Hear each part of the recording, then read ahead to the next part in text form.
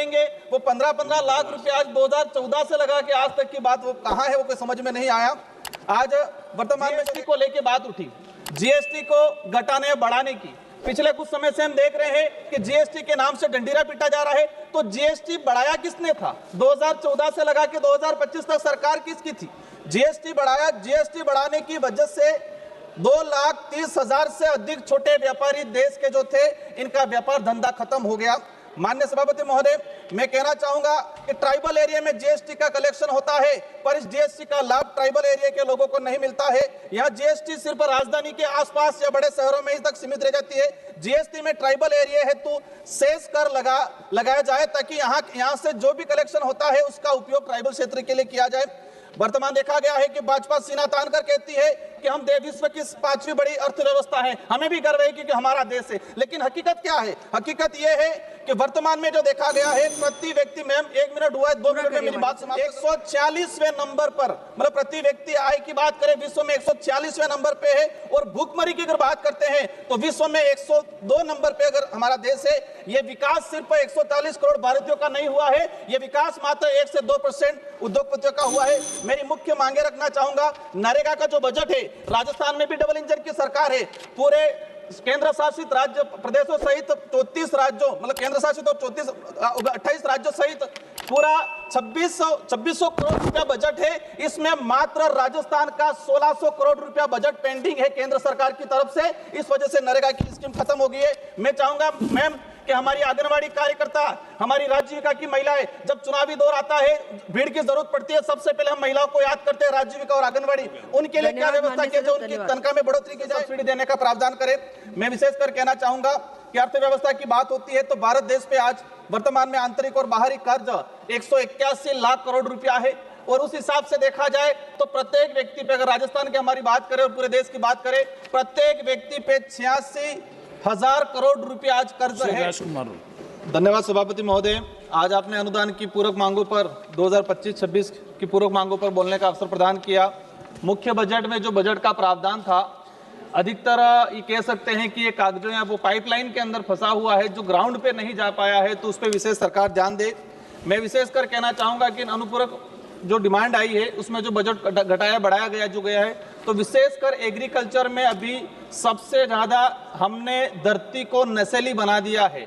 Urea DAP जरूरी मानते हैं, लेकिन इतना आदि हो गया है जो भविष्य में हमारे सबके लिए घातक होगा। तो सरकार ऐसा प्रावधान करे, ऑर्गेनिक खेती पे फोकस करे, और जो ऑर्गेनिक खेती करने वाले जो किसान हैं, इन किसानों के लिए एक प्रावधान किया जाएगा। वो तैयार कर रहा है तो वो कहाँ बेचेगा, उनके लिए अलग, अगर फसल खराब हो जाती है तो अलग से सब्सिडी देने का प्रावधान करे। मैं विशेषकर कहना चाहूंगा कि अर्थव्यवस्था की बात होती है तो भारत देश पे आज वर्तमान में आंतरिक और बाहरी कर्ज 181 लाख करोड़ रुपया है। और उस हिसाब से देखा जाए तो प्रत्येक व्यक्ति पे, अगर राजस्थान की हमारी बात करें और पूरे देश की बात करें, प्रत्येक व्यक्ति पे 86,000 करोड़ रुपया आज कर्ज है। इस स्थिति में देखा जाए, आज हम कह रहे हैं, पहले सुनने में आता था डॉलर रुपये से गिर रहा है, तो आज डॉलर, मतलब रुपये के मुकाबले डॉलर की वैल्यू बढ़ रही है। और ये सुनने में आ रहा था कि काला धन लाएंगे। ये काला धन कितना आया?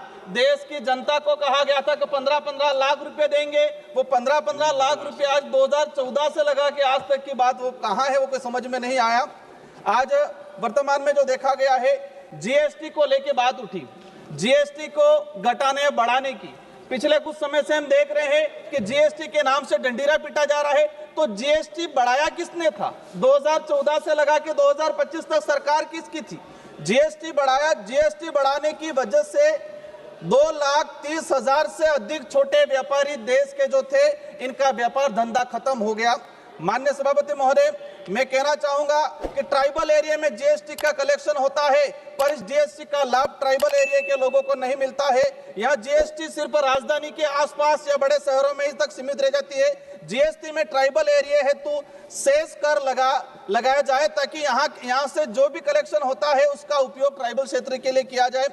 वर्तमान देखा गया है कि भाजपा सीना तान कर कहती है कि हम विश्व की 5वीं बड़ी अर्थव्यवस्था है, हमें भी गर्व है कि हमारा देश है। लेकिन हकीकत क्या है? हकीकत यह है कि वर्तमान में जो देखा गया है, प्रति व्यक्ति, मैम 1 मिनट हुआ है, 2 मिनट में मेरी बात समाप्त करूंगा, 146वें नंबर पर, मतलब प्रति व्यक्ति आय की बात करें विश्व में 146वें नंबर पे है। और भूखमरी की अगर बात करते हैं तो विश्व में 102 नंबर पे अगर हमारा देश है। ये विकास सिर्फ 140 करोड़ भारतीयों का नहीं हुआ है, ये विकास मात्र 1 से 2% उद्योगपतियों का हुआ है। मेरी मुख्य मांगे रखना चाहूंगा, नरेगा का जो बजट है, राजस्थान में भी डबल इंजन की सरकार है, पूरे केंद्र शासित राज्य प्रदेशों सहित 34 राज्यों, मतलब केंद्र शासित और 28 राज्यों सहित पूरा 2600 करोड़ रुपया बजट है। इसमें मात्र राजस्थान का 1600 करोड़ रुपया बजट पेंडिंग है केंद्र सरकार की तरफ से। इस वजह से नरेगा की स्कीम खत्म हो गई है। मैं चाहूंगा मैम कि हमारी आंगनवाड़ी कार्यकर्ता, हमारी राज्यिका की महिलाएं, जब चुनावी दौर आता है, भीड़ की जरूरत पड़ती है, सबसे पहले हम महिलाओं को याद करते हैं, राज्यिका और आंगनवाड़ी। उनके लिए क्या व्यवस्था की जाए, उनकी तनख्वाह में बढ़ोतरी की जाए। अंतिम मेरी जो मांग है कि मेरे क्षेत्र के अंदर कडाना और माही प्रोजेक्ट, माही जो डैम है, उससे उस क्षेत्र के अंदर आज। धन्यवाद अध्यक्ष महोदय। मैं सरकार द्वारा प्रस्तुत supplementary demand for grants first batch 2025-26 के समर्थन में बोल रहा हूं। Although I'm known professionally as an actor, but I will not be playing for the gallery like most of the opposition members do. I'll not discuss the numbers